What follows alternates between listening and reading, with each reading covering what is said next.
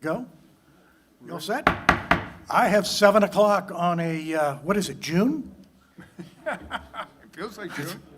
My gosh, it's beautiful out, and it's hard to come in here tonight, so, well, anyway, welcome to our March meeting, everyone. It's good to see you all. It's good to be back in person, even with all these smoke and mirrors that we have up here between us. It's kind of distortion, isn't it?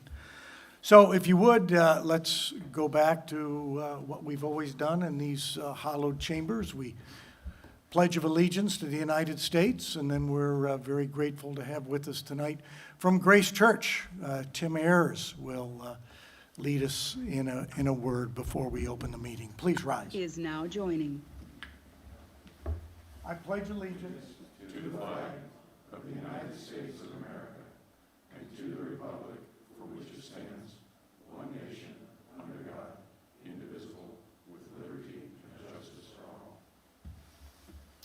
Pastor Ayers. Would you pray with me, please? Our dear Father in heaven, I am thankful that we can count on your presence with us this evening. I'm also confident that everyone here is thankful for the freedoms that we have as citizens of America. And Lord, one of those freedoms is the work that will take place this evening within this chamber.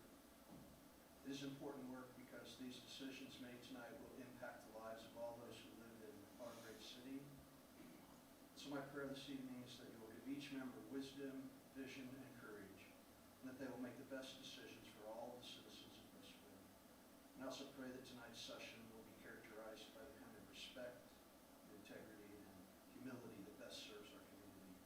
I ask this in the confidence that you hear us and that you desire to richly bless us with your goodness. I pray this in Jesus' name. Thank you, Tim. Mr. Johns, your meeting, sir, if you wish. Thank you, Mayor. Cindy Gasser, could you take the roll and note the presence of a quorum, please? Troy Patton, Here. Joe Edwards, Here. Scott Fry, Here. Mike John, Here. Cindy Spalgeri, Here. Jake Gilbert, Here. Scott Willis. Here. We do have a quorum. Thank you. Thank you. Well, Does anyone Is have any now additions joining. to the agenda? Agenda will stay as stand. First thing we want to do is take a look at the approval of the minutes from 2022. Does anyone have any additions or changes to the minutes from 2022? Hearing none, I'd like to have a motion to approve those minutes. So move. Second? I'll second it. Okay, the motion has been moved and seconded, and why don't we just do this by voice vote? Everyone in favor of accepting the minutes, say aye. Aye. Opposed? Minutes 2022 are approved. The next item on our agenda for this evening is the claims docket for March 8th, 2021. Does anyone have any question on the claims? I do. Jake Gilbert. So I just, we get just a general invoice of attorney fees, which doesn't really help much because the same amount obviously is on the docket. But I'd like to see a breakdown of these hours, certainly going forward in the future. I mean, when we are presented with $45,000 to Baker and Tilly, $45,900 to Webster and Garino, $48,300 to Webster and Garino, and not really sure, we know what we have budgeted out for a retainer, but then to see these shocking amounts in such a short period of time, it's just pretty outrageous. And so it would help for clarity if we knew a little more what went into this for our own oversight and just wisdom going forward. So I'm not sure if there's anyone who can give us a little more detailed explanation than, here's an invoice, this is what you owe us, pay us. Is there anybody from Baker and Tilly or Webster and Garino that can at least let us know how many hours we're paying for? And how much is above and beyond the retainer? Hey, Jake, this is Cindy. I thought we got you the detailed invoice, because they do send those to us, but I don't get detailed invoices from anybody else. So, just wanted to let you know. The only I invoice did I saw get just mine. had the amount. I didn't see any Oh, maybe, specifics. yeah, Debbie was going to send that to you, and I will get that to you. We don't attach those, but I can send you those. But again, I don't get detailed invoices from any of the other, attorneys or anything, so. Thank you. Yep, and Councilman Gilbert, I'm not sure if you can hear me or not. I'm attending on my phone. This is Will Webster with Webster and Greeno. Hi, Will, how are you? Oh, hey, just fine. I'm happy to talk to Ann Poindexter. It's the issue you run into is when litigation's pending, if there's certain work product or certain billing entries. And so I'm happy to work with the council and Ann to provide you that information in a way that doesn't compromise any pending litigation. So I'm aware of the request. Want to let you know that we're happy to do anything we need to do on our end to work with you to get you that information. And happy to reach out to Ann. So that's just the way it's presented. There's some reasons why, but certainly understand the council's position. And again, happy to reach out to Ann Poindexter to see if there's a way we can get you some additional information without causing any issues with the pending litigation. Yeah, we would like that, Mr. Webster. That would be beneficial going forward, because right now, all we know is today's March 8th, and we owe your firm $94,000. So, yeah, we'd like to see as much information as possible. That'd be great. Thank you. Anyone from Baker and Tilly, any comments? Is anyone from Baker and Tilly here? Okay, thank you. Any other questions regarding claims tonight? Hearing no other questions, can I have a motion to approve the claims? So moved. This motion was made by Scott Willis. Can I have a second?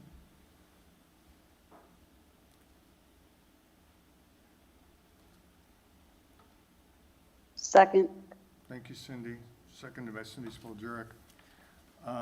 Motion's been made and seconded. I'll ask for a vote by acclamation. All in favor? Aye. Aye. Aye. Aye. All opposed? Nay. This is Troy Pat. I'm a vote nay also. I'm with Jake on this. All right.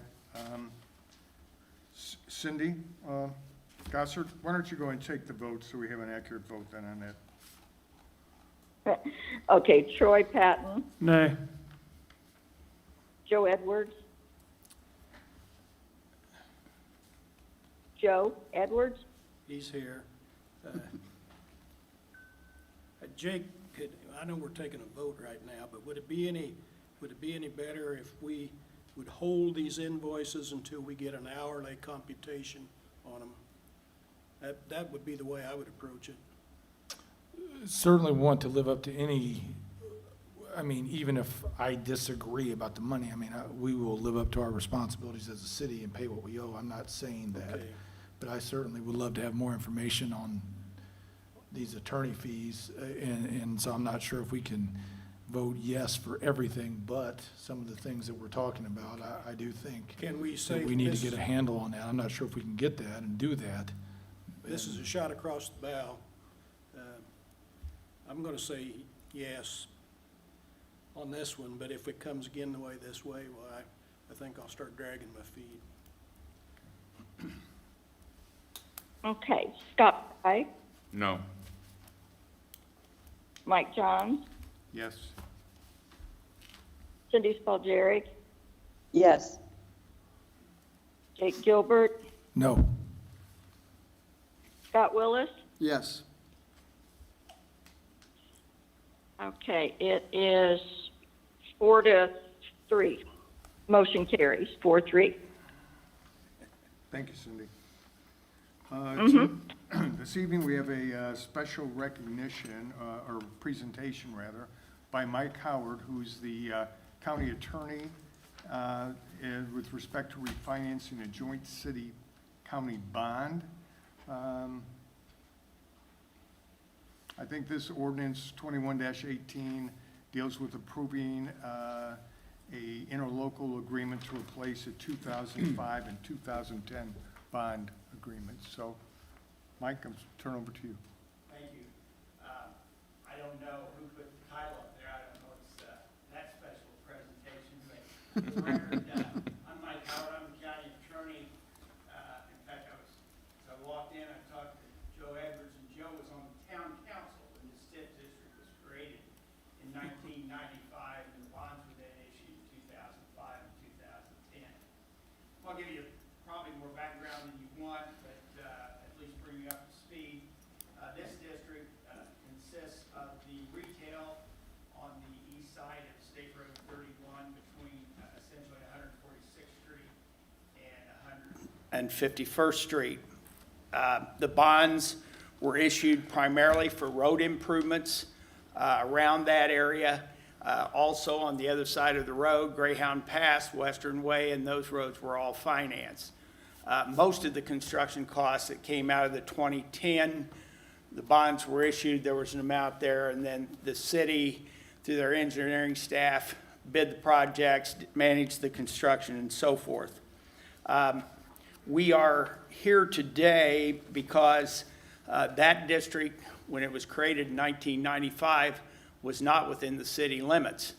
And by 2005 and 2010, it was within the city limits, and the statute says if a county redevelopment commission has jurisdiction over an area that is annexed, then to put any financing in place, the city council by ordinance must approve the issuance of the bonds. The reason we are issuing these bonds is good old save the taxpayer money greed. I did not include in your packet, I thought I gave it to Ms. Poindexter, but I did put a sheet up here in front of you, and to give you an idea what we're looking at in the savings, and we're financing this, a TIF district in West Carmel, or West Clay, and also another energy saving contract, but just on the Village Park area, you can see the bonds as they are out there today mature in January of 2030, which means the TIF collected through 29 is going to go to these bonds, either the old bonds or the new bonds at a substantial savings. If you look at the columns, the first column is the annual debt service under the existing issue. The second column is what we anticipate and what we ran through at 1.5% interest for savings. Right now, it looks like we may be close to 1.1%. You can see the annual savings. So the total savings through this refunding just from the Village Park will be about $1.7 million. That savings is, first of all, historic low interest rates, and the county council also agreed to put their income tax pledge behind these bonds to enhance the credit rating. And we were fortunate to get information this week from Standard & Poor's that the rating is AAA, the only county in the state that has that. We're very proud of it. The other reason for this financing, if you turn to the next page, and this area is primarily retail.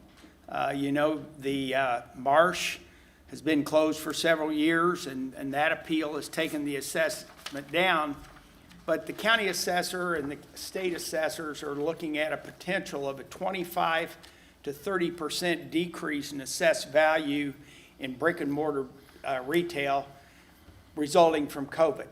And we know even before COVID arrived that brick and mortar retail was under pressure from the Amazons of the world, and as people have modified their behavior and are purchasing more and more to be delivered to the door, we would expect that to continue.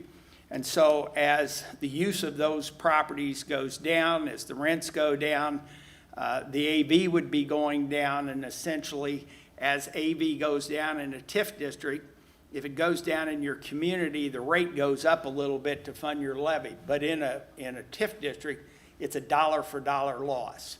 So we ran these numbers showing in line A what the revenue and debt was in 2020.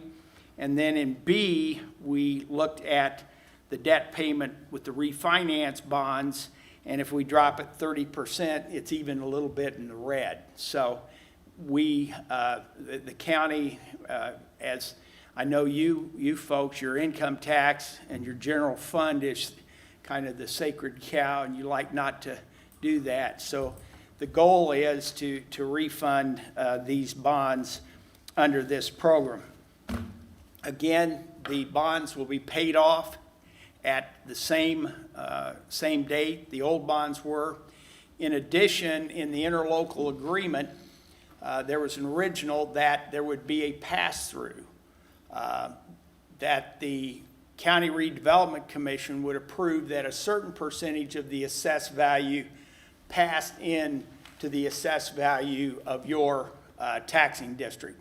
And that is the case under the interlocal agreement. There will be a 25% pass-through unless it's needed for debt service, and then it would only be decreased from you, increased to the Redevelopment Commission to cover that debt. Also, there is a debt service reserve fund on this, which is equal to your highest annual payment. If everything goes well, you will not be capturing TIF in 2029 because there's a debt service reserve fund equal to that last year's payment, and that would go to take it down. So essentially, the goal of the program as it is today, that you would have 100% of your assessed value within 8 collection years. I'm not sure there's a lot more I can add. I think this is the nuts and bolts. I might point out that in 2010, your predecessors entered into an interlocal agreement where they agreed that the city would approve any refunding if there was a savings. So I'm kind of here asking you to honor that agreement, to approve this interlocal agreement and this ordinance as it's prepared before you. And I'll stop and answer any questions. We've got plenty of information. I haven't memorized it all, but I think I could handle most questions. I just have a real quick question. I'm a yes on this, but I just have, and I didn't bring my glasses, but the prior debt service looks like about 10 million. The refunding debt service is about 8.2. Bonds outstanding at this point are about 7,845,000, something like Yes. that, right? Right. So what was our initial, interest rate on the initial debt service? Because I'm just trying to do the math in my head and not working very good. When you do a bond issue, the earlier maturities it's like a series of smaller loans, and the earlier maturities have a lower rate. These maturities are out at about 4 or 5%, because they were the last 8 or 9 years of the 20-year, 25-year bonds. Okay. I was just trying to make sense of the 7.8 million outstanding at 4 or 5%, $10 million debt service versus the refunding of 8.2. Just. Well, that 10 million in the first column would be your debt service payments, which is principal and interest. Right. So the outstanding amount of the bonds, I think that we are refunding is about 8.4, I believe. Yeah. And that includes all issuance costs. Looking back at the last item on your agenda, those people will all be paid from bond proceeds.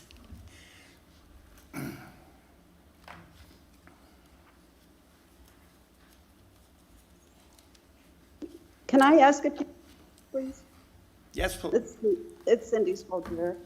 I'm a bit confused when I look at the 2010 agreement we have an Exhibit A, and it doesn't show the pass-through percentages that we're going through. Those lines are empty, at least on the version I have online. Is the current split the 75-25? It was 80-20 the last few years because when Marsh went off, it popped up 5%. It is now back down to 75, which was what was in the 2010 agreement. Okay, and just so I'm clear, we would continue to get the 25%? Yes. Unless it was, And- unless it And was is that needed. going into the into where, EDA general fund? I'm just trying to understand. 'cause Now, this is- it's not money to you. What passes through is the assessed value.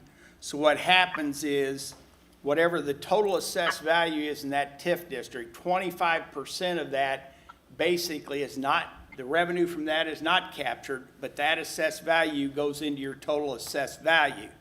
Therefore, that would drive your rate, because your levies are usually fixed, and that would drive your rate down a small amount. But every small amount helps because of circuit breaker and other third and fourth level permeations that happen under the tax structure that our friends downtown have provided for us.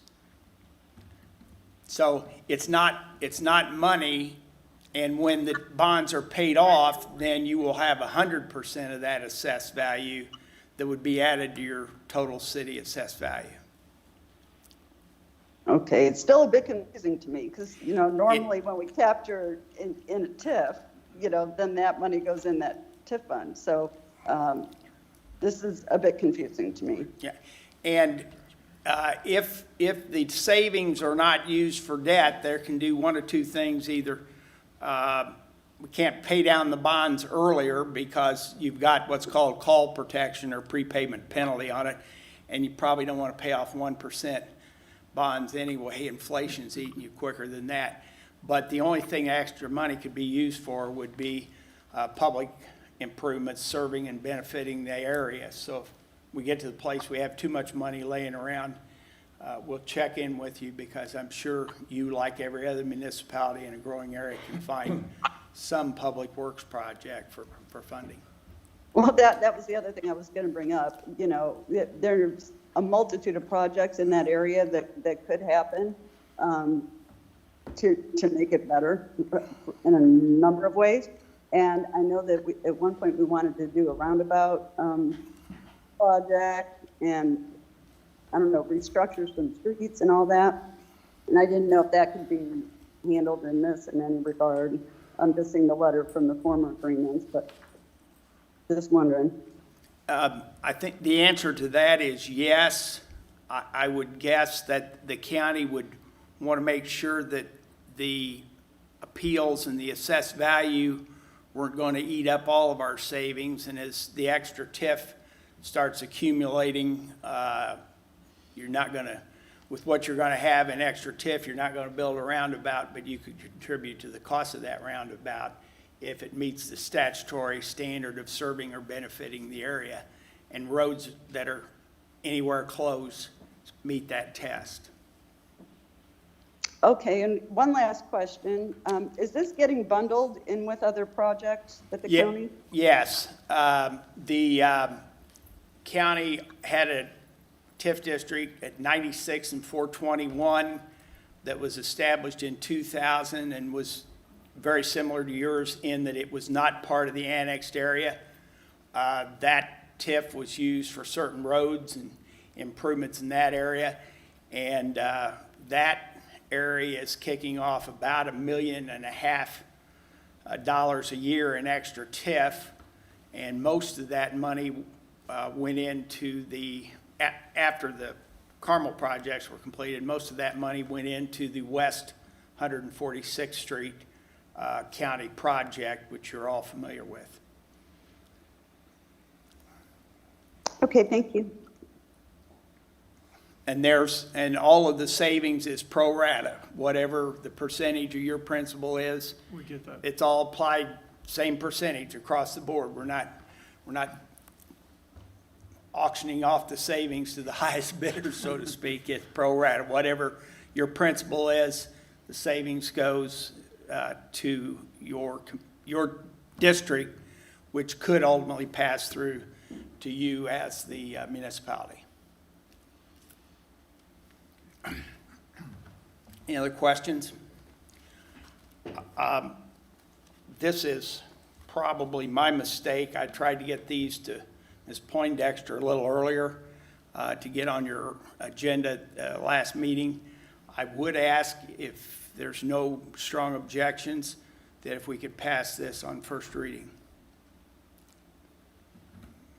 Any comments or questions from the council? Can I have a motion to, Mr. Chairman, I've moved that we pass this refunding allocation for Village Park Economic Development Area and on first reading, so that it will require unanimous vote, I expect. Unanimous to pass it on first reading, yes. It's a procedural motion. I'll second. why? Well, Cindy, let's call the vote.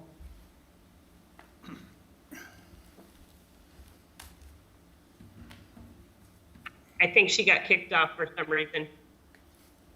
Kim, can you call the roll? Yeah, hey, let me just clarify, is this an ordinance or is this a resolution? What are you asking for? This is an ordinance. There is an ordinance authorizing the bonds, and then there will be another approval of the interlocal agreement, which allows for the pass-through, but the ordinance is Okay. necessary to issue the bonds. So you need to do an ordinance first, so you need to suspend the rules and then. So we're voting on suspending the rules, correct? We're voting on suspending the rules.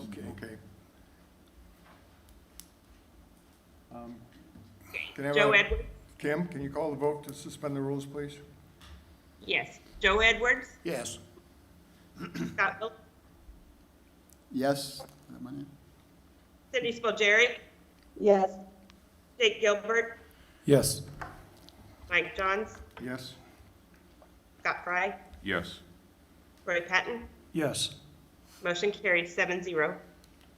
Okay, so now we need to have a motion made to approve ordinance 21-18, which is the 2021 interlocal agreement. No, it's an ordinance, and then there's an interlocal agreement. You just voted on the ordinance. The ordinance number is, 21-18? yes. Oh, there it is. There it is. Technology's killing me. All right, can I have a motion to approve ordinance 21-18? So moved. Second. We've had a first and a second. Cindy, can you call the roll, please? Yeah. Joe Edwards, Yes. Scott Fry, Yes. Mike Johns, Yes? Scott Willis, Yes. Troy Patton, Yes. Cindy Spalgeric, yes, Jake Gilbert. Yes. Motion carries 7-0. Okay, so the next step then is to make a motion to approve the interlocal agreement. Yes, sir. Have a motion? So moved. Second?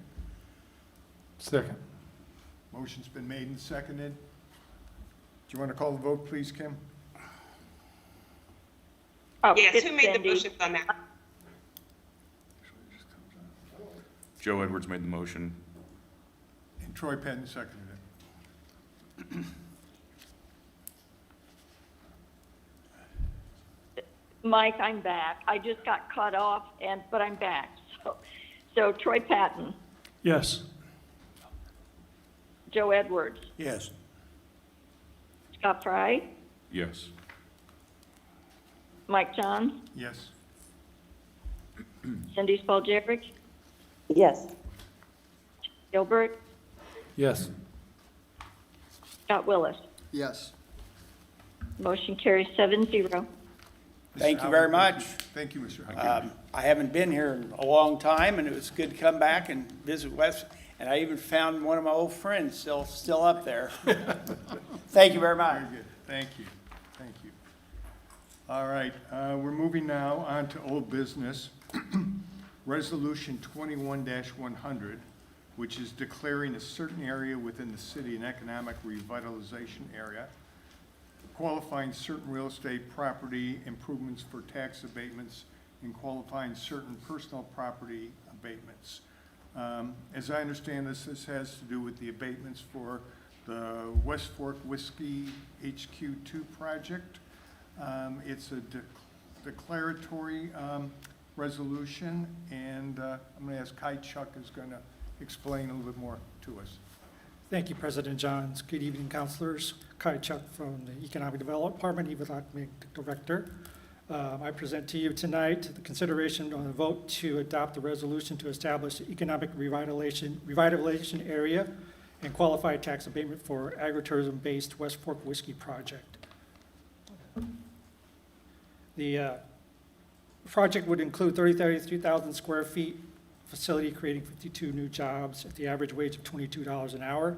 The main function of the project is beverage production and distribution. The ERA in question is approximately 13 acres at the northeast corner of 191st Street and Horton Road. The establishment of the ERA will allow West Fork Whiskey to be eligible to claim the tax abatement deductions.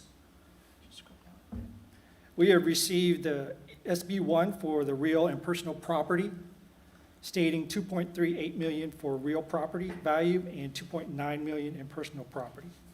The real property abatement only applies to the estimated 17,000 square feet of the facilities for manufacturing in the distribution area. The personal property abatement only applies to the manufacturing and distribution equipment. The introduction of the project was presented to City Council on February 8th meeting. Thank you, Kai. So can I ask you, the abatements that are being requested, do these fall in line with what we normally see? Yes, it's 10 years for real property and 5 years on personal property. Okay, right. Any questions? This is just a straight abatement, starts at zero and Correct. same on personal property. Same on personal. It's 10% reduction on real property for 10 years and 20% reduction on personal property for 5 years.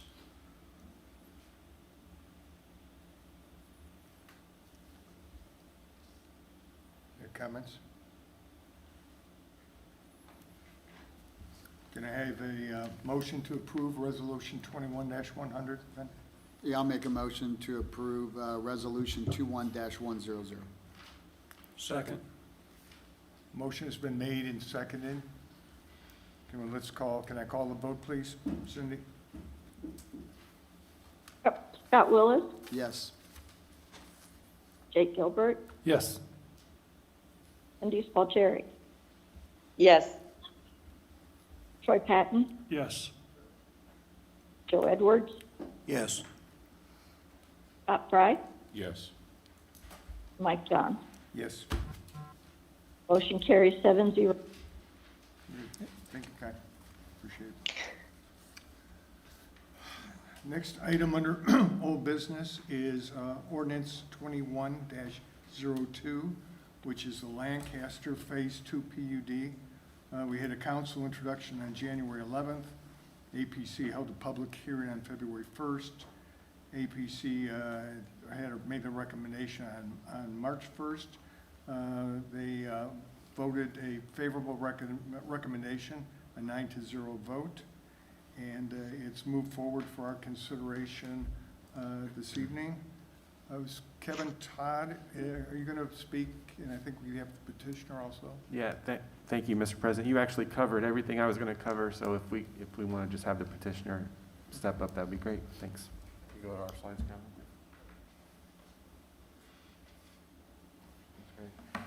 Good evening, council members. For the record, my name is John Dabashewitz. I'm a land use professional with the law firm of Nelson and Frankenberger. We represent the petitioner in this matter, William Trace Development, LLC. Present this evening on behalf of William Trace is Jesse Pullman virtually, as well as Jim Schinover, an attorney with our office.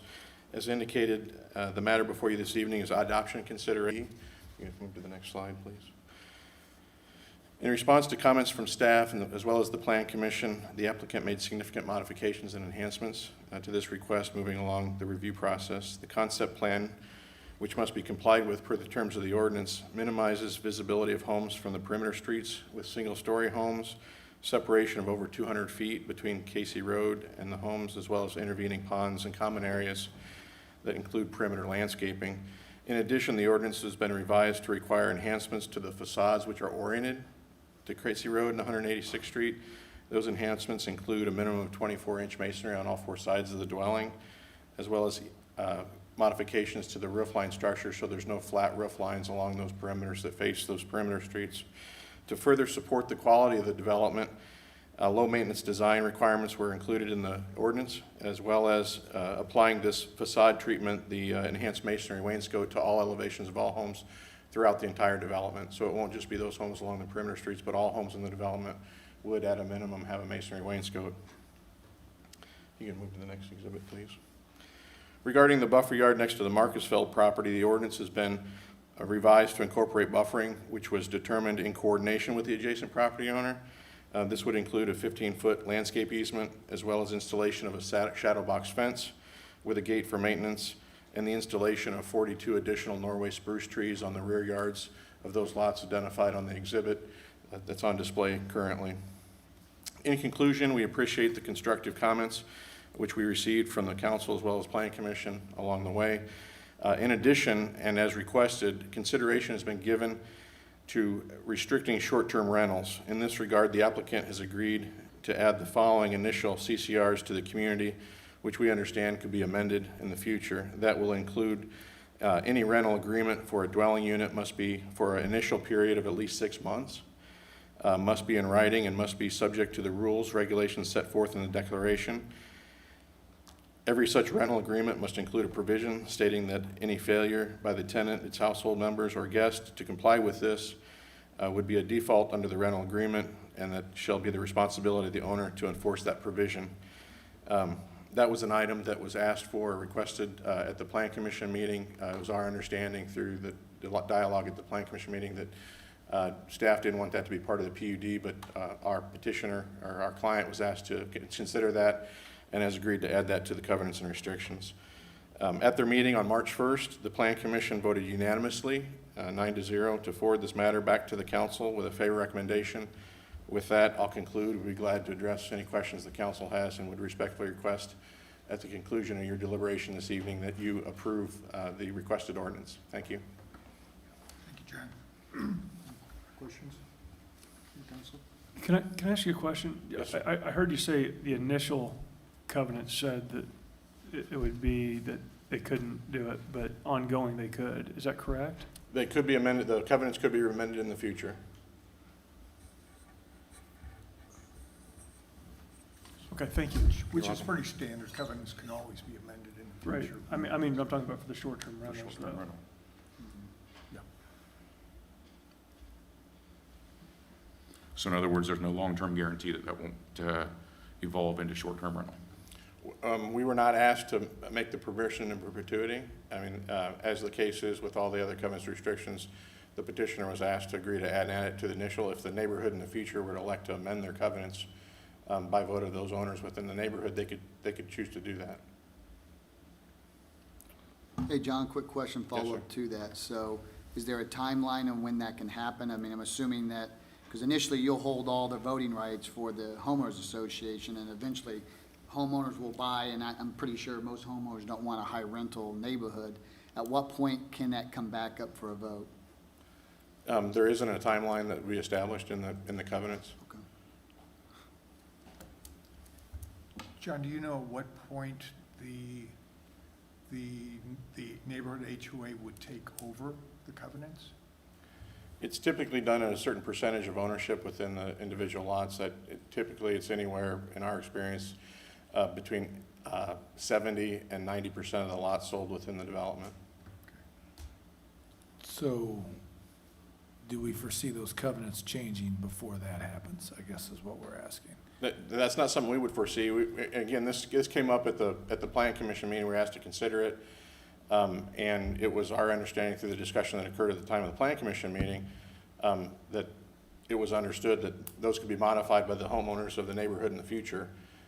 It wouldn't be, I don't know that I have the answer to the question today, if it's something that the council would specify as a need for moving forward for this community or others in the vicinity. We just didn't think it was a concern relative to the price point here and other opportunities. My understanding is that there was some concern about people buying lower properties who weren't as highly priced and using those as rentals somehow associated with Grant Park. And our client didn't believe that the proposed price point would lend itself to that type of thing when there's other housing in the area that's at a more modest price than what this is proposed at. But So John, and I Open to agree with what comments. you're saying, but is there anything preventing us from adding in a provision to say that particular covenant cannot be revisited until 51% of the HOA resides in homeowners, not the builder? So majority, basically what that means is the HOA is now controlled by the owners, not the builder.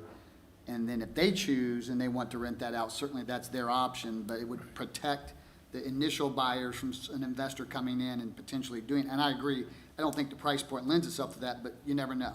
So is there a way we could put that in there as a protection clause, or, I don't know if other counselors feel the same way, but I agree. I kind of agree. like I to would see want something that has more that. teeth to ensure that that does not happen.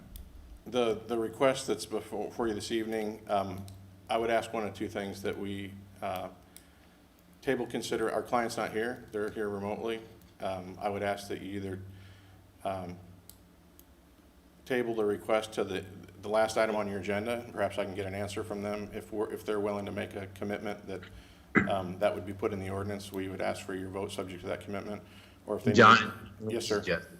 Can you hear me? Yes. Okay, this is Jesse Pullman with William Trace Development. I think, Mr. Willis, if I get the question, I think we could probably agree that that provision would apply during what the covenants and restrictions typically referred to as the developer control period. Yep. So if the question is, we will make that change during that period as the covenants and restrictions define it. So that sounds like your preference is it's really left to whoever owns those lots making that decision, not the developer on the front end during the development period. We could agree to do that. Perfect. Yep, that's what I was wanting, just That would until be it great. becomes, My hesitation was I wasn't sure that we could get Jesse on the call as quickly, so thank you. So we would ask for your consideration this evening, approval subject to that modification as a commitment. Okay. Thank you, John. Can I have a motion, maybe? I have one more Oh, okay. question, if I'm you don't sorry. mind, Mike. I don't know if, like, Jonathan Nail's on the line here. This is for my own learning. If you could go, Kevin, to the slide that shows the entrance, when we build neighborhoods where the entrance is directly across from an entrance to another neighborhood, or in this case, Northview Church there, I just have always felt like, for example, when you leave Centennial and Village Farms across there, two cars turning left, that it's dangerous. And I guess I'm asking someone who knows, why would we not put the entrance to this neighborhood 30 feet east so the two cars turning left have no chance of hitting head on? So just asking for my own knowledge. Counselor Gilbert, I am on the call. Hi, This is, John. How are for the you? record, this is John Nail, city engineer, city of Westfield. So studies show that actually lining entrances up provides a factor of safety greater than offset intersections as you're proposing. If you have a 30-foot offset, you end up getting a lot of conflicting movements. Because you've got cars turning left onto 186th Street with through vehicles going the other direction. If you line up intersections, studies have shown that it is a more safe functioning intersection. Okay, I trust you. That's not how it seems when I drive. But, certainly trust you, John. I just asking for my own knowledge. Thank you. Thank you. Any other questions, comments? Thank you, John. Thank you. Can I then have a motion? Maybe Scott, can you make the motion? Yeah, I don't know if I can think say you- it again, but I'll try. So I'll make a motion to approve ordinance 21-02 with the added provision of no changes to the restrictions around rental owners until 51% of the neighborhood is controlled by homeowners and not the developer. And that was a very long proposal. Kevin, is that acceptable? Is that too long? Yeah, so just to be clear, are you suggesting that become part of the PUD ordinance itself, or that be a modification or some sort of highlight in there? I don't In know. their I don't covenants. know what the, legally, Currently- I don't know what we can and can't do Currently, on this that. whole discussion lives in the covenants, not in the PUD, which You're right. frankly, our preference is to not include this type of restriction in our PUD ordinance. So, John, I don't know if you have any. We would, Mr. Willis, we would make a commitment, we'll reduce it to writing and provide staff a copy of the commitment Bingo. to the That works. council with the initial rental period, 6 months or greater, and no modification of that provision until 51% of the turnover. Perfect, thank you. That would suffice for me. And I Second. appreciate what you're saying, Kevin, so I get that. Cindy, did you have a comment? She's second. Second. Second. All right, we've got a motion made and seconded. Cindy Gasser, can you call the vote, please? Yeah. Jake Gilbert, Yes. Cindy Spalgeric, Yes. Mr. President, can we interrupt the vote? Mike. The vote was subject to that, Mr. Willis's commitment. Yes. Should we withdraw that vote and then do a new cleaner one? That might be a better way to go. All right. Because you're doing a separate commitment. For the record, Manny Herzig, I'm sorry. Something come out of the I just wanted you to get it right. So, Manny Herzig, so the, I believe what we're saying is that you're gonna provide a commitment to address the covenant issue, right? And that we're not gonna address it through the ordinance amendment. So, sorry to interrupt, but what I would recommend is that you withdraw the initial motion, and that we start over with a clean motion approving the PUD. So the motion would be for the ordinance with the commitment made by, So that wouldn't be in the ordinance itself. It would just be, it's already for the record that he's gonna provide the commitment. perfect. So it would just be a clean All motion, right, would be my recommendation. we don't need to vote on that then. That's correct, It's in the record. correct. Okay, thank you. Can I then have a motion, Scott? I'll make another, first I'll withdraw my last motion, and I'll make a new motion to approve ordinance 21-02. Okay, Second. all right. We have a motion made and seconded. Can we have a vote, please, Cindy? okay, we'll start up. Jake Gilbert, Yes. Cindy Spalgeric, Yes. Mike Johns, Yes. Scott Fry, Yes. Scott Willis, Yes. Joe Edwards, Yes. Troy Patton. Yes. Motion carries 7-0. Hey, Mike, sometimes I can't tell because it's on my phone who makes the motion and who seconds it. So when that happens, can you repeat who made the motion and I who will be- seconded it so I make right people? I will be happy to. Absolutely. Thank you. Thank you for your time this evening. John, thank you. Thank you. Thank you. Helping us through. Okay. Next item on our agenda is ordinance 21-11, which is the Orchard View PUD Amendment 1. We had a council introduction on February 8th, APC hearing on March 1st. APC recommendation was on the same evening. It received a favorable 8-1 vote at the APC for the adoption. And simply what we're doing here is adding 8 lots to the previously approved PUD. Is the petitioner here to address it tonight? Yes, he is, okay. Good evening. For the record, my name is Paul Munoz. I'm entitlement manager for Arbor Homes here this evening. We are looking at the area at which Kevin is pointing out for us. It is the addition of about 3 acres. It was originally part of a homestead that was there. If you guys will remember, when the project originally came through, that the council and plan commission had asked us to approach that property owner to try to acquire that property as part of the right-of-way. And at that time, we were not able to come to an agreement. As we have progressed, accessing that right-of-way and looking at trying to find ways to put the entrance in, we did need some of that property across the front, and were able to come to an agreement with the property owner. And at that time, so we have now have an agreement with that property owner to purchase that property, and we'll be adding that area. It's going to continue to give you the exact same right-of-way all the way across the front. It gets rid of that gap that is in there, as well as continues the buffer and the trail along Spring Mill Road across that property. Thank you, Paul. Do we have any questions, comments? All right. Again, thank you, Paul. I think it's a huge improvement to your project. Can I call for a motion then to approve this ordinance? I would move that we'd approve ordinance, what is it? 21-11. Second, Jake Gilbert. Okay, Joe Edwards made the motion. Jake Gilbert seconded it. Cindy, can you call the vote, please? Yep. Troy Patton, Yes. Joe Edwards, Yes. Scott Fry, Yes. Mike Johns, Yes. Cindy Spalcherik, Yes. Scott Willis, Yes. Jake Gilbert. Yes.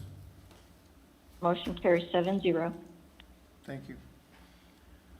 Next item on the agenda is ordinance 20-48, which is the Somerset PUD. Council introduction was on November 4th of 2020. APC hearing was held on December 7th of 2020. Last week, we had the APC recommendation. The ordinance received a favorable recommendation, 6-3, at the APC. And it basically, this is an infill project by Silverthorne Homes. And do we have the petitioner here? Paul? Good evening again, Paul Munoz. I'm here on behalf of Silverthorne Homes this time. This is a project that we had presented to you. I do have a presentation, if you could bring that one up for me, please. Yes, please.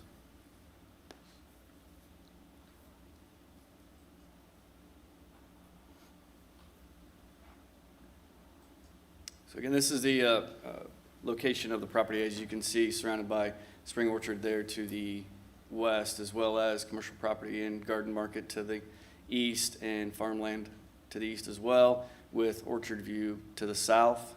Next slide. This was the original plan as it was proposed.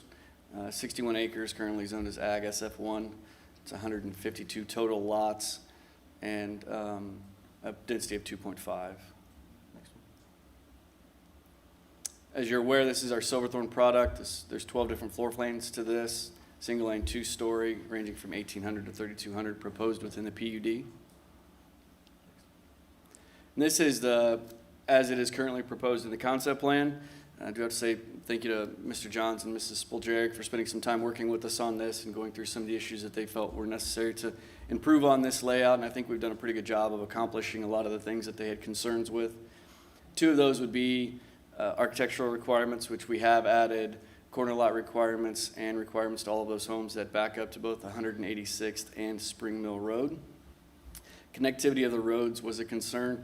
We are connecting to 4 current road stubs that lead into this property, 2 of those from Spring Orchard and 2 of those from Orchard View, which limits a little bit of the road layout opportunities, making sure that we have the ability to be able to line those up. A couple of things that we have done in this is created a little bit of curvature into those roads so they're not all straightaways. And the other one is the road connection from Ogalla Drive, which is actually the southern connection to the southwest out of Spring Orchard that takes you across to Spring Mill Road. We have agreed to do connection points at each one of those intersections or bump outs that would reduce speed of anyone traveling east-west across that road, which was a concern of Mrs. Spoljarek's. We have taken out a couple of lots and added in park spaces, which you will see as we move to the next slide. These 2 here, so we've created a trailhead for the trail that wraps around the pond. which will have a park amenity as well as a picnic area and tables. That trail, as it connects, will also come around and connect into the sidewalk that goes through Spring Orchard. That was another one that was brought up by a member of Spring Orchard, and we had noticed that on the original APC meeting, and it was brought up recently, so we made sure to get that on the concept plan as well. The other one will be a pocket park that will have a gazebo and benches and a trail along with additional landscaping and buffering on that small area. One of the other concerns was the potential for what might happen to the property that is to the northeast of us that we wrap around. There have been a couple things that have been brought forth to you guys as potential projects in that area. We did work with Noah on that to acquire an easement, or to work with him on an easement across his property, as you can see there on the northeast of that. So what you'll have is there'll be a 30-foot buffer on his property, and then the existing tree line that is there. So anybody who has been out to that property knows that tree line is very full. It's big natural tree line that runs all the way across that, so that will maintain, except for anything that's dead, dying, or decaying, or invasive, we'll go through and remove, but for the most part, the rest of that will be there, as well as a buffer along that side on his property, and then we will have one on our side, as you can see, to the southeast of that section right there as it comes across. So there's quite a bit more buffering that's been applied through that area to help with sound and use concerns that were originally raised. So in conclusion, as was discussed on the earlier project, we have put language into our DCCRs that discuss the temporary use or VRBO, Airbnb concern that has been brought up to us regarding this subdivision. We do also are willing to put into writing as a commitment that will not be changed over the duration of the development period. So until the HOA is turned over to the homeowners association, which would probably be somewhere in the 90 to 100% occupancy or 100% sale of those lots, so that we don't have to worry about that being changed during that period of time. Connection to Spring Orchard, again, there's the trail connection that's going to run through there on the existing sidewalk, as well as both of those road connections and the improvements we're looking to make to help slow down the traffic coming out of Spring Orchard. There's a diversity of housing options in this. We have, again, 12 floor plans that offer over 61 different elevations that will be offered through the development. Durable materials, we are agreeing that this will be a no vinyl. This will be hardy plank, brick, and stone. And we do believe that this is a thoughtful layout that we've taken quite a bit of time to look at an infill piece that wraps around an adjacent use of commercial and is surrounded by residential on both other sides that have road connections coming through that we're trying to utilize as best we can throughout that layout and make sure that we're able to build what we can and design that in a way that takes into effect all of that, plus the existing easements that are on the property that limit some of the access points that we have available. Again, enhanced landscaping and buffering that we're looking at on both the 186th side, the Spring Mill Road side, and then all of that surrounds potential uses kind of to the northeast of the property. Do you have any questions? Just like to thank you for working with Noah. I know he had some concerns, and obviously appreciate this. Infills can be tough. This is excellent improvements. I know some hard work by Cindy and Mike as well. So thank you for all that hard work and effort. Well, thank you. Yeah, I wanted to thank you too, Paul, because it was a difficult site. And part of what added to it was the drainage issues. So when you added the roads plus where the water had to go, it really limited what you could do. But I think you made the best out of what you could. Well, thank you. We're really excited about the project.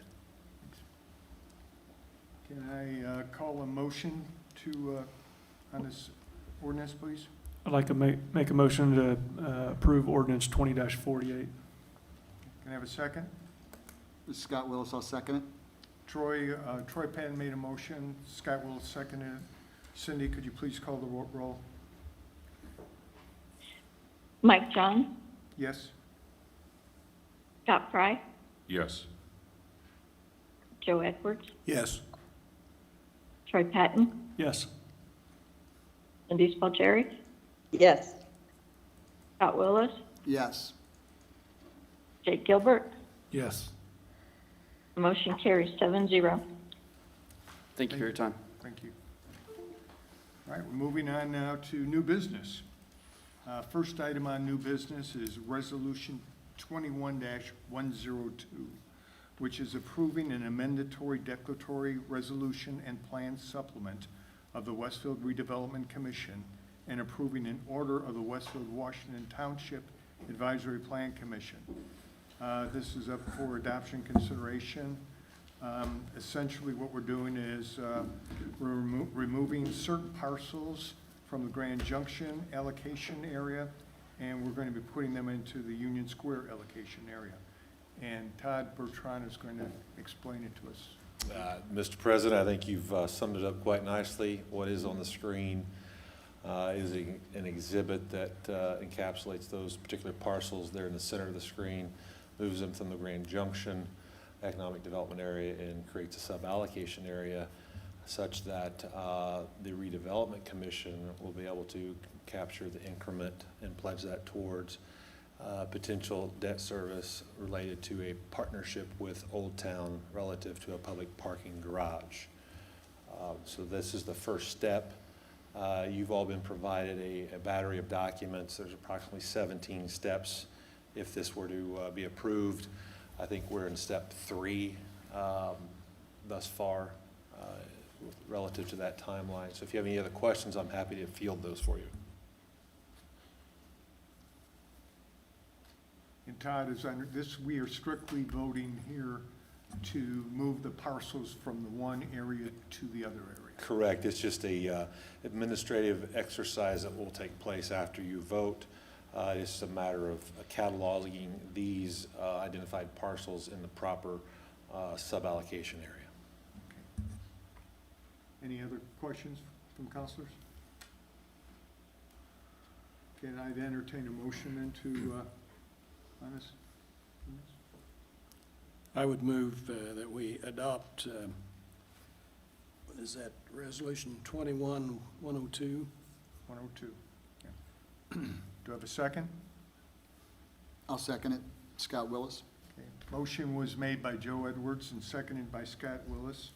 Cindy, can you call the roll, please? Okay, Mike John, Yes.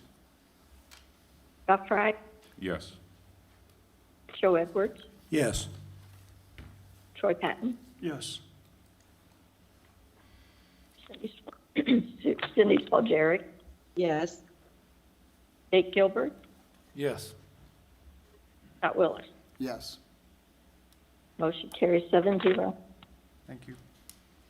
The next resolution is Resolution 21-103. We're approving a proposed term sheet for development of certain property within the city. This is a council introduction tonight with an adoption consideration scheduled for our next meeting. Todd, can you explain it to us what this Yes, is? Mr. President, you're exactly right. Tonight, there's no action required or being sought by the council. This is again, a part of a cadre of documents that have been presented to you and also brought before your Finance Committee. This is a term sheet that is outlined, that outlines a particular P3, a public-private partnership with Old Town developers relative to Union Square and a public parking garage. This is a foundational document. Bear in mind, there is an existing development agreement already been approved prior to you taking your seats in 2020. The notion here is to enhance that such that there will be a parking garage anywhere from 350 to 400 spaces. You also have an analysis provided as a work product from Jim Treat, O.W. Crone, that kind of lays out the entire deal construction, deal points, the conservative estimate of increment that these two phases, phase 1, which is Union Square, phase 2, which is their Midland project, will create enough increment to service the debt. You see an amortization schedule in Mr. Treat's work product. And so, again, tonight is just an introduction. Happy to accept or field any questions you may have. I know Councilor Spalgeri was kind enough to send some questions over the weekend, and I think I've responded to those as sufficiently as we can at this point in time. Bear in mind that this is, again, a foundational document wherein we will then go into further negotiations on project agreements and occupancy of the particular garage structure itself. Can I ask that those schedules that Jim put together be attached to this? Yeah, sir, we can put that whole entire document attached to this particular term sheet. Yeah. Yep.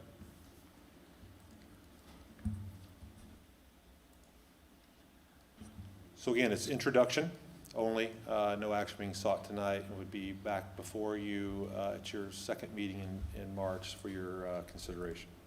Scott, can I ask just a couple questions? Sure. Okay, as I read through this term sheet, just a couple things popped into my mind.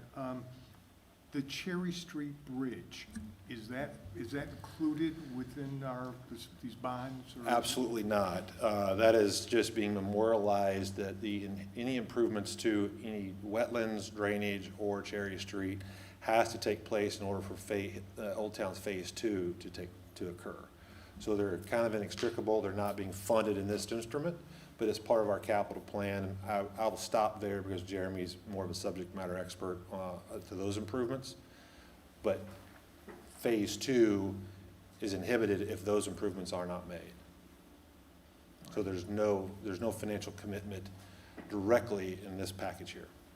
All right. But there will be in order to get. We'll need to, yes, we'll need to make those improvements. All right. And as I read through here, I noticed that there's something that's said about resolving the drainage issue on that property, on the Union Square property. Is that part of the garage itself, or is that? So those separate? have been long, yeah, so that's an element. We've gone, Mr. Moff is in the house, we have approached the county, since that is a county regulated drain. As you can imagine, to create enough assessed value on that parcel, we have to deal with and fully encapsulate that draining structure. So that's part of, that's been memorialized in our previous development agreement, I believe. So it's nothing new, we're bringing that back into this particular instrument. Okay. Those are my questions. Any other? I have one Yeah, more. yeah. So, the amount, and this is in general, the amount that we're going to fund is going to be solely for the drainage, or this drainage issue, and the garage, that's it, nothing else. Correct. The 11.9 is relative to the garage. The drainage is already, it's a separate component that we've already memorialized in the existing development agreement. Those are just, we've repeated that in this particular element simply because it has to be addressed. We don't want to overlook that. Okay. As a major, that's a significant undertaking to get approval to encapsulate that. You can imagine DNR, Army Corps, and the county. So we've brought that back into this instrument, so it is duly noted. Okay. Bear in mind, the capital stack being sought for this garage is parallel to what the proposed increment is forecasted to be based on the assessed value. Todd, question. As we look at the term sheet, when this comes back to us for consideration, will the negotiations that you're having regarding maintenance, number of spots, some of those things that you're talking about, will that be a part of this, or will that be a separate thing? It'll be a Would that separate be project up for our agreement. approval? It'll be a separate project agreement. So we won't know exactly what that is until we go to market. How large of a garage will 10.4, that's the actual principal amount, construct? Or are we talking 350 spaces, 400 spaces? And then we'll enter into an agreement with Old Town that a certain percentage would be allocated to their occupants or their tenants, of which they will charge those tenants. So we'll know that once we get into, it's kind of a parallel conversation. Okay, thank you. I've got to ask a question, I'm sorry. I'm just curious how confident we are in the AV being able to sustain this. Yeah, so those are conservative estimates that you see by Mr. Treat. He has high confidence that the AV will manifest in that manner, even maybe exceed. You'll note that not 100% of the increment is obligated. There's about $140,000 of unobligated increment that he's forecasted. We will have provisions where we would highly discourage any sort of appeal to a tax assessment. And you also, to enhance the borrowing instrument we're using as a backstop. And as it notes, I believe in Mr. Treat's analysis, we don't ever plan to use lit, but it's there for the market to know that it's secure. So he has also estimated a higher than market interest rate. So all those estimations are higher and on the conservative side. So there's a high degree of confidence that the increment generated will be able, with both projects, cover the debt obligation. That's something that concerns me. I love the fact that we're looking at things from a conservative estimate on at every angle possible. Going back 2 years ago, when the conversation of a future parking garage was mentioned, was brought up, the conversation at that time was, if I'm not mistaken, it was 10 to 12 projects would be required to provide the AV over a 6 or 8 year period. So obviously quite a change from what we're looking at now. So I'm just. Yeah, and I think in those original discussions, Councilor Fry, there was a proposed garage at a level of $19 million versus the 10 that you have in front of you today. I remember, and I probably would say that Mr. Moffett remembers those conversations between he and I quite well. And it was a much larger, almost double what you have in front of you now. Thank you. And Old Town has modified the density per square foot there, if you will, as you see it today.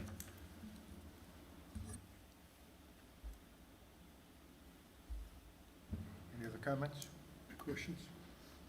I think that's all we have to do today. This was just introduction. So, thank you, Todd. Our next ordinance or item is ordinance 21-13, Lakes of Westfield Annexation Phase 2.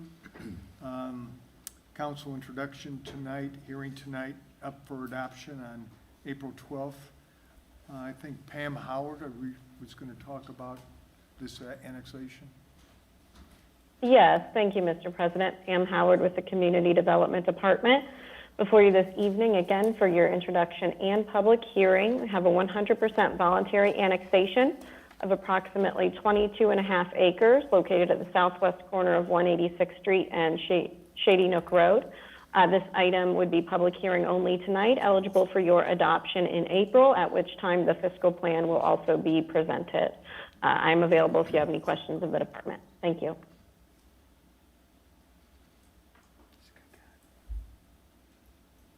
Questions or comments from the council? I guess we have no questions, Pam. Thank you. Moving on, our next issue for tonight is introduction. I'm sorry, Mr. President, you still need to hold a public hearing for that item? Oh, do we need a public hearing? All right. Yes. Let's do a public hearing. Public hearing beginning at 8:12. We have no cards or emails on this item at this time. Thank you. Well, let's give it another 60 seconds anyway, in case someone calls in.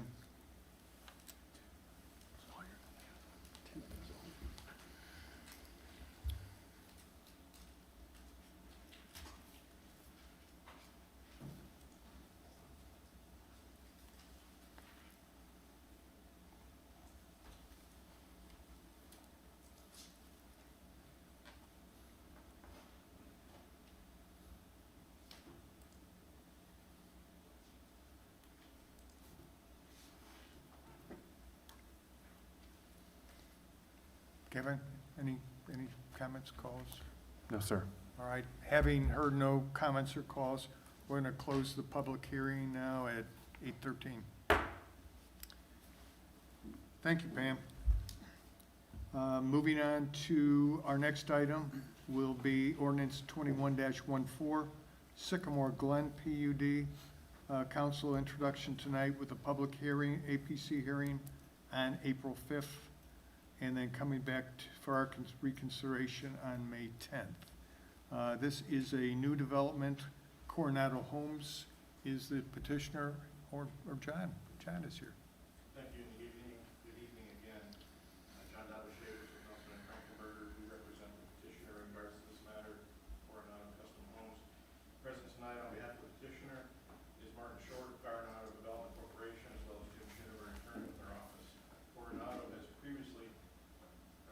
There you go. Coronado has previously built custom homes throughout Westfield, including the communities such as Bridgewater, Brookside, Oak Manor, and Cary Glen. In addition to Westfield, Coronado has built homes throughout Hamilton, Boone, and other surrounding counties in central Indiana with values ranging from $400,000 to $2 million throughout their 27-year history. As noted, the matter before you this evening is the introduction of the Sycamore Glen PUD, which Coronado is proposing. As you can see on the information on display, the subject real estate is highlighted on the aerial image. The subject real estate consists of approximately 28.5 acres located on the south side of 159th Street, just west of Town Road.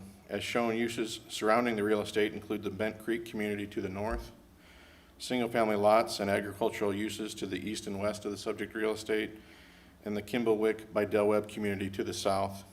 The current zoning of the real estate is AG SF1. You can move to the next slide, please. The applicant has filed a text amendment application to rezone the real estate to the Sycamore Glen Planned Unit Development District to permit the development of a high-end custom residential community which will have SF3, single-family residential, as the underlying zoning classification. The concept plan of the community illustrating the street layout, tree preservation, and entrance details is shown here. Sycamore Glen will consist of 55 lots. Open space is provided internal to the site as well as along 159th Street with internal walking paths and pedestrian connectivity to the new path on the north side of 159th Street out over to Town Road. Access will be across the street and lined up with the new entrance into Bent Creek. Lot sizes are relatively large, with lots being a minimum of 90 foot wide and 12,000 square feet in area, with the exception of a few lots along the south property line, which have an 85-foot lot width and the same minimum square footage. You can go to the next slide, please. Character photos providing examples of the home architecture are shown here and incorporated into the ordinance. The Sycamore Glen PUD has significant architectural requirements, including large minimum home sizes of 2,000 square foot for a ranch home and 2,800 square feet for two-story homes exclusive of basements. The majority of homes will have side load, garage, and basements. 360-degree masonry building materials is also a requirement, and other standards which are designed to enhance the commitments regarding custom residential homes are also included. The architectural and home standards result in anticipated home sale prices ranging between $580,000 and $750,000. In conclusion, this matter is scheduled for a public hearing in front of the Planning Commission on April 5th. Additionally, we'll have a neighborhood meeting in advance of that April 5th Planning Commission meeting, which will be conducted virtually.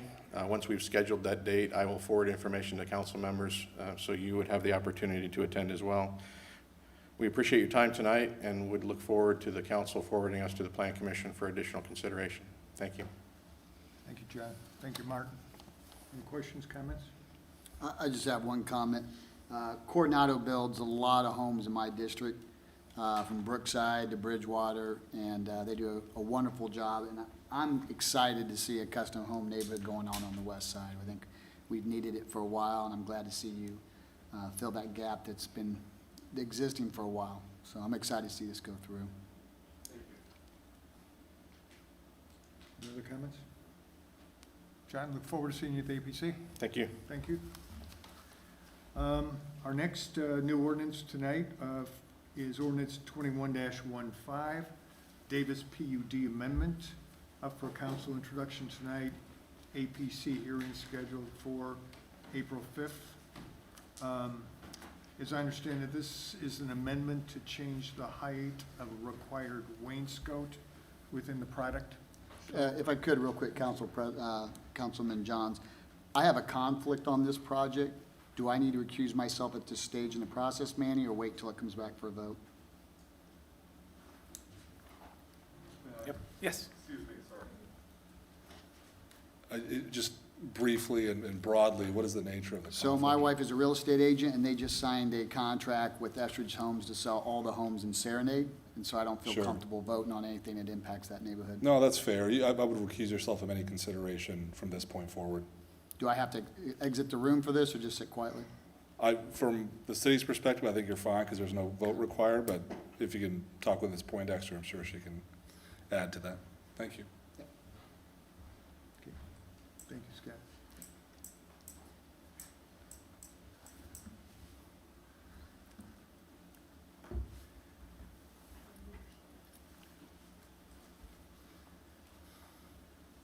Good evening, I'm Brian Stump with 11th Street Development, helping Estridge with this adjustment to the PUD. This is the Serenade subdivision located on the west side of Ditch Road between 156th Street and 156th Street. Tonight we're here to discuss a particular detail of the PUD, which is this line right there.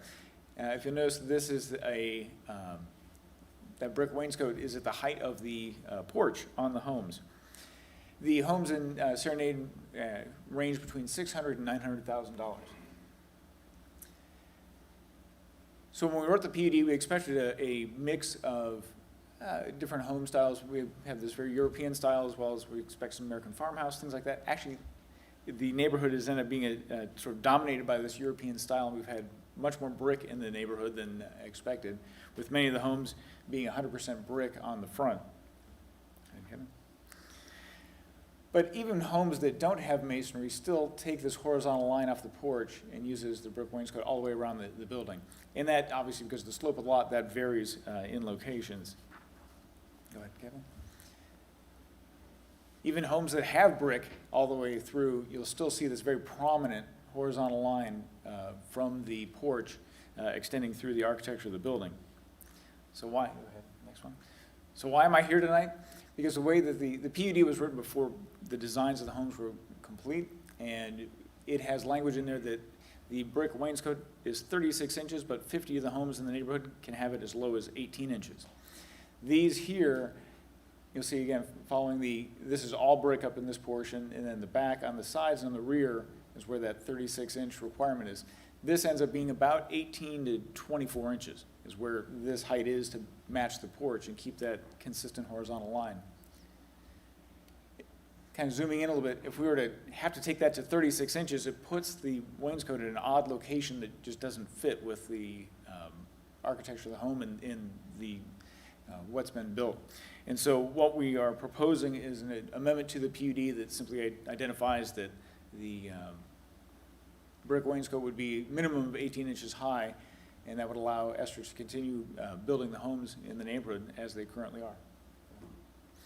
And that's it. Really targeting one area of language for the sides and rears of homes that have masonry on it. And I'm available for any questions you have, and just asked to be forwarded to the Plan Commission for further consideration. Thank you. Comments? Thank you, appreciate it. Okay. Look forward to seeing you at the Planning Commission. Next item of new business is ordinance 21-16, Bonterra PUD. Up for council introduction tonight, public hearing scheduled at the APC on April 5th. This project is an MI Homes project, and they're proposing a mixed-use development off of Route 32, and Matt Skelton is going to tell us all about it. Good evening, members of the council, Mr. Mayor. Your record, Matt Skelton with Churchill and Antrim, with offices here in town at 116 North Union Street. With me this evening in the audience is Jonathan Isaacs with MI Homes of Indiana. And we're here this evening to share our plans for Bonterra, a mixed-use neighborhood located on State Highway 32, just west of Gray and immediately east of the Indiana Members Credit Union. This property is abutted by the Midland Trace Trail along its south perimeter. The property is zoned general office today, which is not a commonly seen zoning classification, but it permits general office type of uses, as you might expect from the name. It also permits multifamily uses. What we're proposing is not a multifamily proposal. It is more of a townhome condo type project. The comprehensive plan identifies this area as local commercial. Local commercial contemplates in the comprehensive plan the use of attached homes as good transitional uses from more intensive uses to less intensive uses. And if you could put up the concept plan, please. We have received a lot of good input as we've put together our concept plan, and we have identified the portion of the property along State Highway 32 as being set aside for general office uses. So it would remain set aside for general office use, and the townhome area would be transitioned between single family to the south and the Midland Trace Trail, and then the more commercial type corridor, State Highway 32 to the north. These townhomes would be individually owned homes. The exteriors of the homes, like you would expect in a normal townhome development, would be the exteriors, the neighborhood grass, the snow removal, all common maintenance and commonly maintained by the Property Owners Association. We have included some home elevations that are linked to your website. The neighborhood would consist of some two-story townhomes and three-story townhomes. The two-story townhomes on your concept plan are the ones identified in white, and the ones that are the more tan color are identified as the three-story units. Those may shift around a little bit as we move through the planning process, but this shows the elevations. The staff has asked us to supplement the elevations that we've submitted so far, which we fully intend to do, and they will be fully dimensioned, so there's no guesswork at all. I mean, this is exactly the townhomes that will be built on this site. And so these are the three-story units, and then the homes that are two-story were shown there's three different elevations there. I'm not sure how much time people have spent looking at the PUD ordinance, but just to be clear, these are owner-occupied, no vinyl or aluminum siding is proposed. These are all high-end finishes that will be used. If you could go back to the concept plan, please. We did receive lots of good input. As I mentioned earlier, we've got 3 locations within the community where we are taking advantage of the fact that this is located on the Midland Trace Trail. You know, with the prominence of all the great trails that Westfield has, you would think that there would be more opportunities or more sites that would lend themselves to a townhome development on a named trail, but they aren't as common as you would think. So we're excited about this site, looking forward to it. These trailside sites have proven to be very attractive and very successful, not just in Westfield, but throughout Hamilton County. With that, I know you've had quite a meeting this evening. We will, we would love to receive any input that you have. We are in the process of setting up our neighborhood meeting, and we'll get you details. If you want to make a note, it's looking like it might be the 24th of March, but we will confirm that date and a time and a location. And I hope the weather's going to stay nice. We might even do it in a pavilion at Simon Moon Park. It's close by there. So with that, I'll stop talking, and we would be happy to receive any additional comments or input. Matt, I have a question about, Yes. on the southern border, and where it backs up to the Midland Trace with the retention pond, Lake 1 here on this drawing. Uh-huh.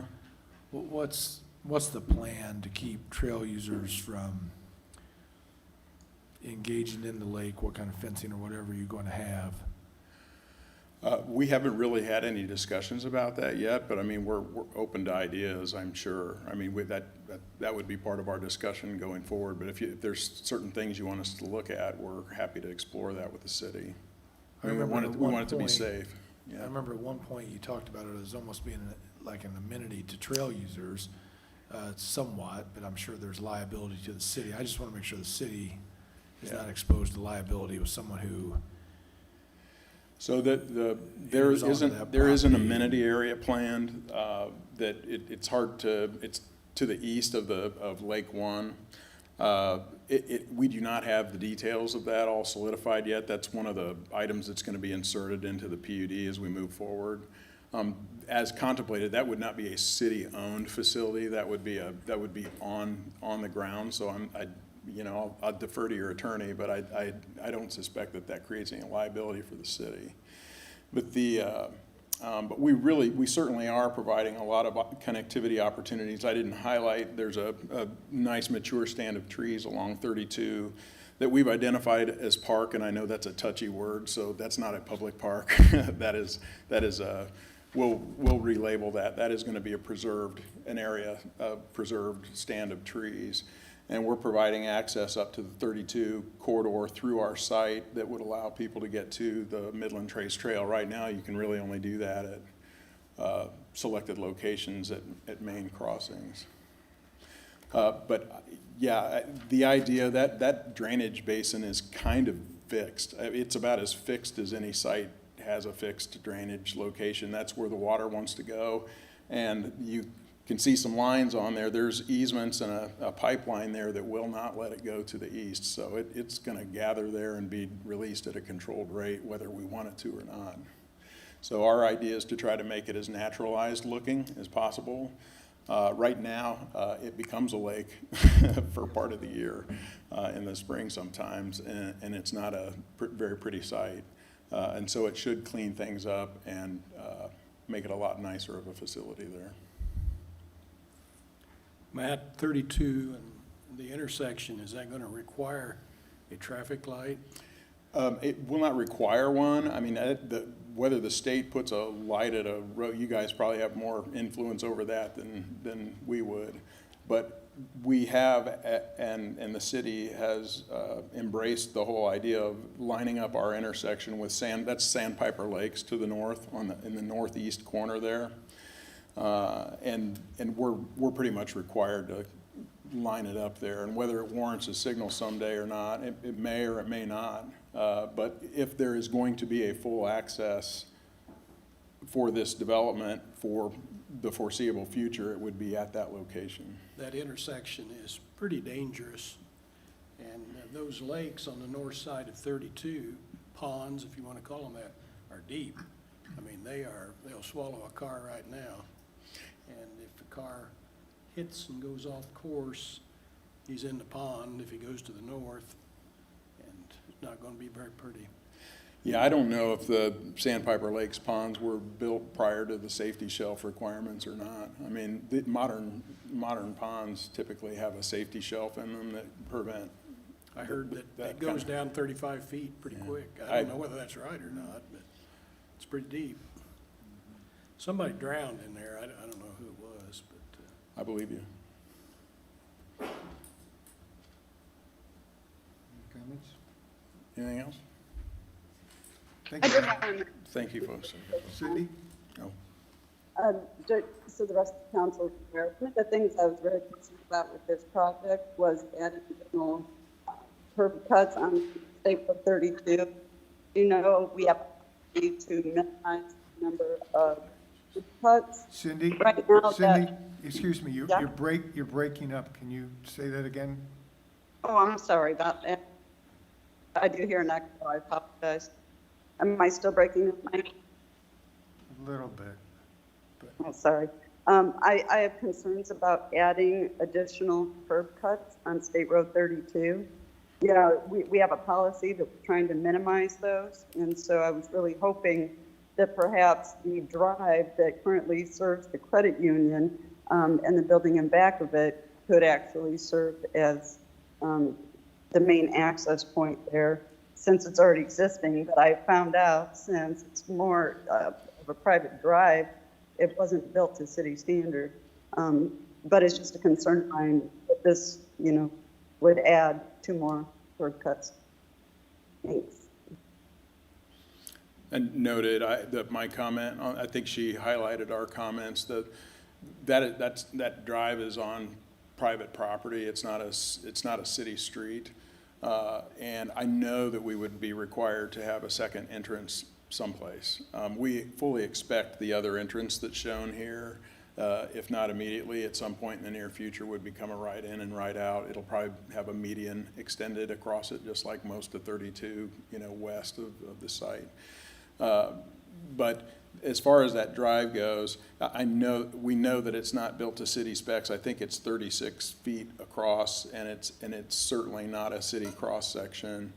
But we have a good relationship with the Indiana Members Credit Union and an open dialogue with them. We have not exhausted our efforts to talk through this with them, but it would require more, I'm sure, much more of an investment than it would be to build a new one.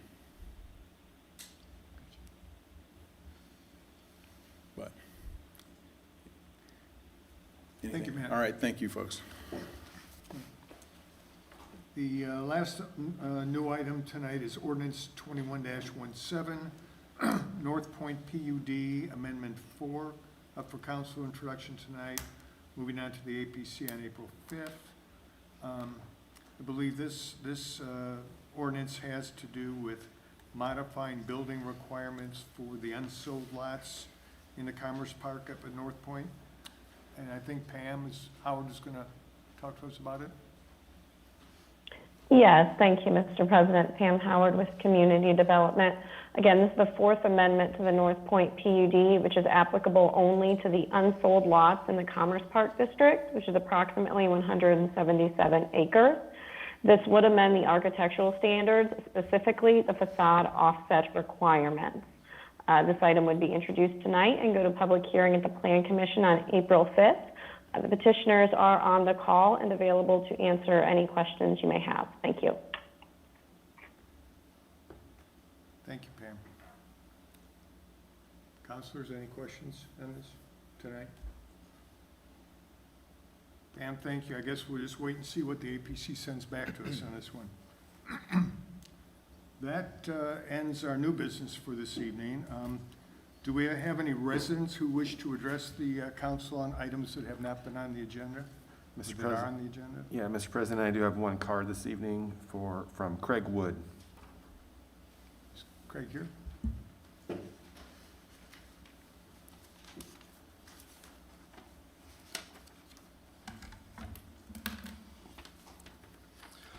Members of the City Council, my name is Craig Wood and I live at 167 East 191st Street.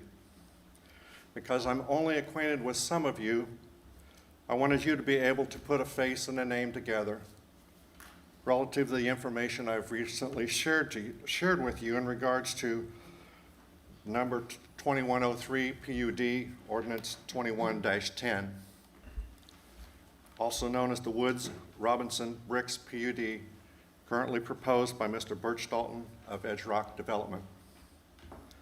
Well, I have stated that the concept of the project I think has merit. My concerns are with the details therein. As an adjacent landowner, I expect any information about a project to display honesty and integrity as a measure of accountability. To date, information given to me has been missing and/or misrepresented, specifically a lack of traffic study and a plan submitted for approval which is not to scale. For these reasons, I cannot and will not support the approval of this project. I am aware that it has one more consideration by the Plan Commission before being submitted for your final decision. From what I read and see, my impression of this body is that it also desires accountability, honesty, and integrity. I thank you for your time and consideration. Thank you, Craig.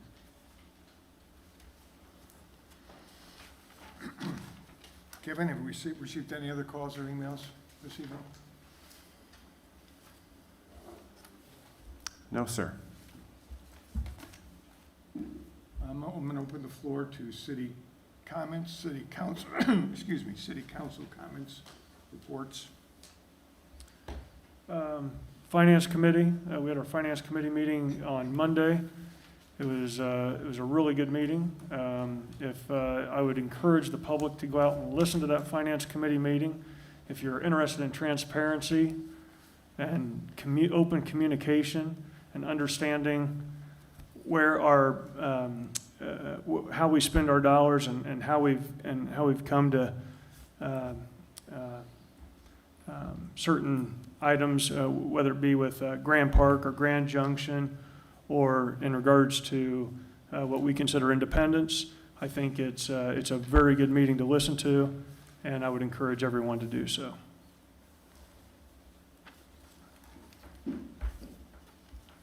Cindy, do you have a report from the APC?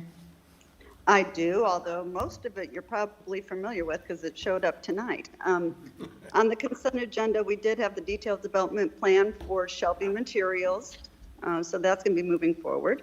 Then we had favorable recommendations on Somerset and Lancaster 2, which you saw tonight. We approved the amended declaratory resolution for the Grand Junction EDA. Held the public hearings for the overall development plans for Bellcrest, Chatham Village's multifamily project, Community Bible Fellowship Church, and Caramore. And we held public hearings for a few PUDs for the Orchard View Amendment, Midland South, Union Square Amendment, and the Harmony Amendment for signage. And the APC members were also given a legal assessment from Beth Copeland with Taft concerning the draft that Brian Zager did concerning the PUD duration, otherwise known as the sunset clause. So that's it. Thank you, Cindy. Any other council comments? I would just note that I'm working on a resolution that we're ready to introduce shortly. And it's a resolution that I think is pretty important. It's just going to provide as a matter of procedure that at least monthly, at least in one of our city council meetings, probably the first one each month, just to make sure that we get it in there, that we provide as a matter of public record the total indebtedness of our city. I think it's important that we keep that front and center as we're looking at, spending the taxpayer dollars in each, each council meeting. I think it's important to just note that and have that as center focus. Point taken. Point taken. Would you see doing that once a month? I think at this point, once a month, I've talked to the clerk treasurer's office to make sure that that's information that we can get without creating any extra burden. And sounds like it's, something we can do pretty easily. And like I said, I feel it's important to make that a point of focus. Thank you, Scott. Well, I've got a rather lengthy comment here. I'll be sending everybody a copy of this in writing. One of my big concerns, obviously, and what we've talked about this before, is a holistic look at our spending as in projects in total moving forward through the city. So I have been concerned with the financial viability of the State Road 32 interlocal cooperative agreement between INDOT and the City of Westfield ever since it was introduced and immediately approved by the City Council with no public comments on October 8th, 2018. I was in the audience that evening for the 16-minute presentation to the council. In that meeting, Jeremy Lawler told the council that the total cost for the project would be $15 million and that this cost would be split 50-50 between the city and INDOT. The council was advised that INDOT's total contribution would be limited to $7.5 million, and that anything over the estimated $15 million total cost would be the responsibility of the city. Jeremy advised the council that any additional cost to the city above the estimated $7.5 million was a non-issue, all right? He said that, quote, "These are numbers that we put together, and to think that it would be $20 million is simply off the wall." Councilman Edwards asked if we were to bid the project and it's too expensive, can we get out of it? Jeremy responded yes and added, "We can back out of the agreement per the exit clause." Jeremy also explained that we would be using federal funds, so we would have to follow federal process, including federal guidelines for historical issues. When asked about funding, Jeremy stated that we have a funding strategy that will allow us to have cash in hand and not bond. The mayor added, "We intend to use cash for our $7.5 million not debt. Councilman Lehman added that we need to put funding into our long-term strategic plan. It's not going to get paid for in a year or two. During the past 12 months, I've had a chance to attend several meetings regarding the State Road 32 project. I've met with city planners, engineers, structure point folks, Westfield Preservation Alliance, the Indiana Landmarks, the Westfield Historical Society, the Chamber of Commerce, and numerous residents. Based upon what I've learned, I believe that the total project, including all associated sub-projects, will far exceed the $7.5 million estimate of cost to the city and could conservatively exceed this original estimate by at least double that amount. In addition, I have been told that there will be a change in how the project will be now funded versus how it was approved to be funded. If this is true, the proposed change to funding mechanism has had no input from the City Council, and that is of concern to me. In order to facilitate the council's review and to determine if it is appropriate to continue or to terminate the interlocal agreement, I am requesting that the city provide the council no later than Friday, March 19th, with an updated estimate to complete the State 32 project, including the associated sub-projects and the proposed funding mechanism. I ask that this report include, at a minimum, the following items: an estimate of what costs will be included in INDOT's $7.5 million contribution, an estimate of what the associated widening cost will be paid by the city of Westfield, the cost of the 2 planned mid-block pedestrian crossings, the cost of bearing the utilities, the cost of historic preservation mitigation, the cost of the Jersey Street extension, the cost of the planned pedestrian bridge, the amount of funds lost when the federal participation was removed, the cost of landscaping and lighting, the cost of any anticipated trail crossings, the cost of the required joint use maintenance agreement, which will have to be entered into in the future, and the cost of any other associated projects that will be required. I appreciate that I am asking for a lot of information to be provided to the council within a short period of time. However, I would think that the departments involved should have a pretty good grasp of what's going on with the project, so hopefully it won't be too difficult to provide the requested information within the time frame. I recognize that this request may make departments or individuals uncomfortable because of previous estimates or comments. I apologize if anyone feels that way, and that is certainly not my intent. I recognize that the construction cost has increased significantly in recent years. I also believe that as a city, we must be wise and prudent with respect to our funding of additional growth projects while minimizing long-term debt. Given that we have limited resources, it's critical that we prioritize projects, that funded projects are completed as planned. As we have discussed on several occasions, this council is not adverse to investing where necessary to promote growth, but we also want to be certain that there's full disclosure regarding the totality of the project and the full actual associated cost. At the end of the day, the residents of Westfield should have a reasonable expectation of receiving what was promised. I'm optimistic that we are, as we develop a long-term capital improvement plan, which we're working on, that we'll be able to identify and prioritize projects with full transparency, and that such exercises as this one will become a thing of the past. Unfortunately, for now, we need the requested information to determine whether this project, as planned, is achievable and whether it should be pursued at this point in time. Those are my comments tonight. I thank everybody for listening. I'll provide a copy of this to everyone and move forward. Thank you. With that, I'm going to turn the meeting back over to Mayor Cook. Well, Mr. Johns, those remarks imply that we have not been, have done our homework through the years on this long-term project. We've been very open. We're following the state process. Your comments about losing federal funds, no, we haven't lost any federal funds. It's being 50% by the state and 50% by the city. We haven't lost anything. As to estimates, I'm sure we can ask NDOT, along with our people, to update the estimates. But in no way is this administration trying to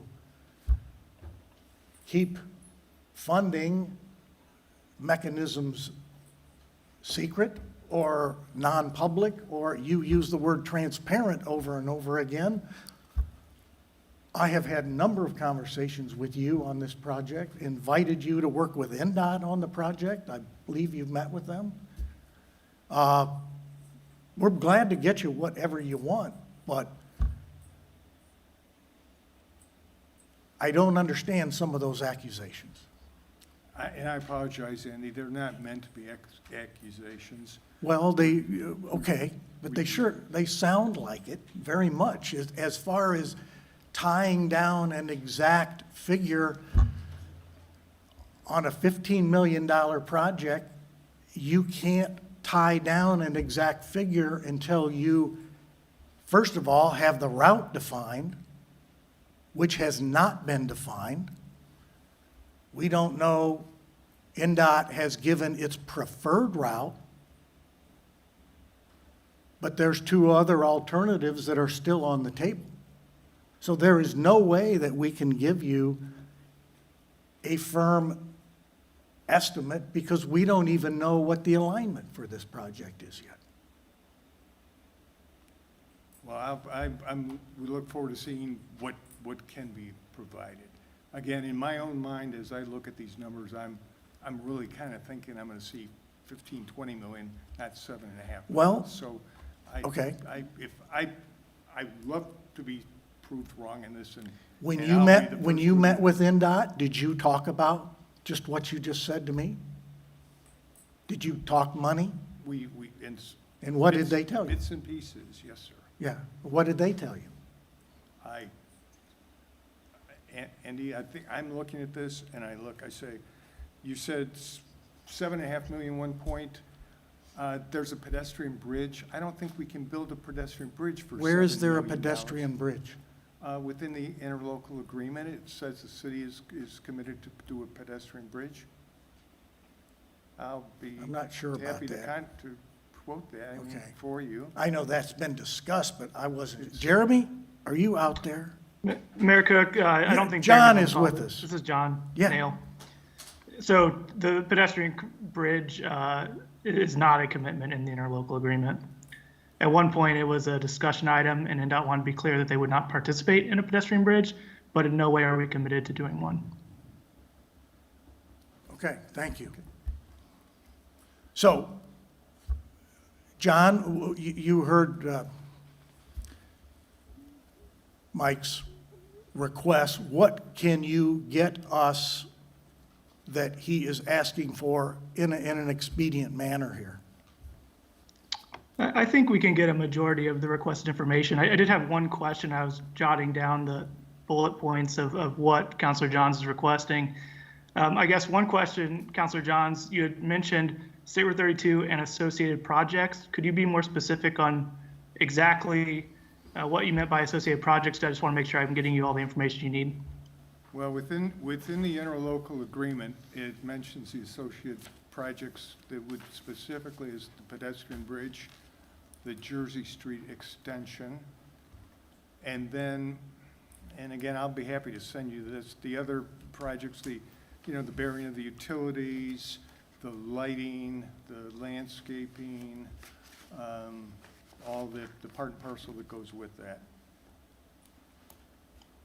Yeah, so I mean, obviously, there's been there's new items that have popped up. The proposed moving mitigation process, which would include the moving of the Erica's building down the street.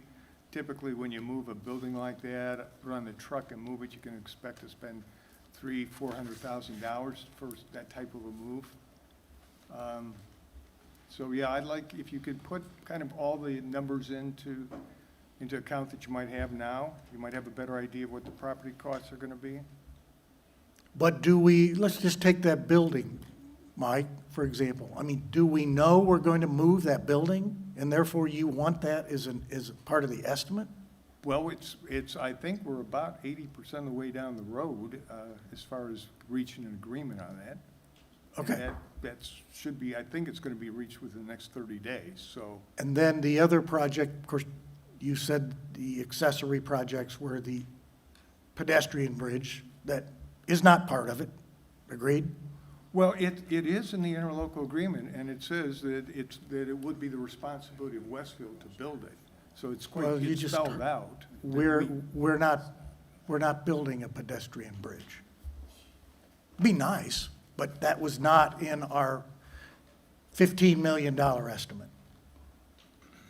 Isn't that right, John? That's correct. Okay, and the other project is the Jersey Street project, which is a separate project, right, John? That's correct. The intent in the interlocal agreement was to specifically state that a Jersey Street extension project would be a locally funded project and not part of the Sabre 32 project, and therefore NDOT would not participate in any costs associated with that Jersey Street extension. Okay. So as I've stated on this project, this is a rather unique situation where the city is partnering with the state. The state owns that property. They have a project on the books for 3 to 5 years down this road, or approximately that time frame, to come through here and widen 32 with or without any of our input. That's what they do. Our whole goal in participating in this project was to be able to work with NDOT to develop a road that is going to be widened, whether we like it or not. This isn't Range Line Road in Carmel that's strictly owned by the city. This is a major east-west state corridor, whether we like it or not, and it has to maintain a level of traffic through it. The whole goal here was to put some of our money in the pot so that we could influence this design so it doesn't look like 32 west of 31, because that in essence is what it would look like. So I know this has been talked about and talked about and talked about. We just need to have, again, a project. We need to have some clear direction from the council. Do you want to proceed with this? Or are we going to keep talking and talking and talking? So Andy, we have Andy, to have some direction. I am with you 100%, and that's why we're asking for this information now.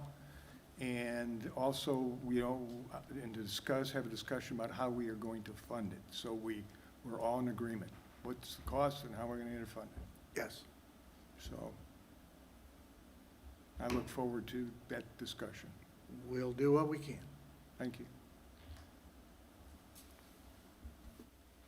Any further comments from the mayor? All right, thank you. With that, I'm going to adjourn the meeting tonight. Thank you for everyone who attended. Meeting adjourned.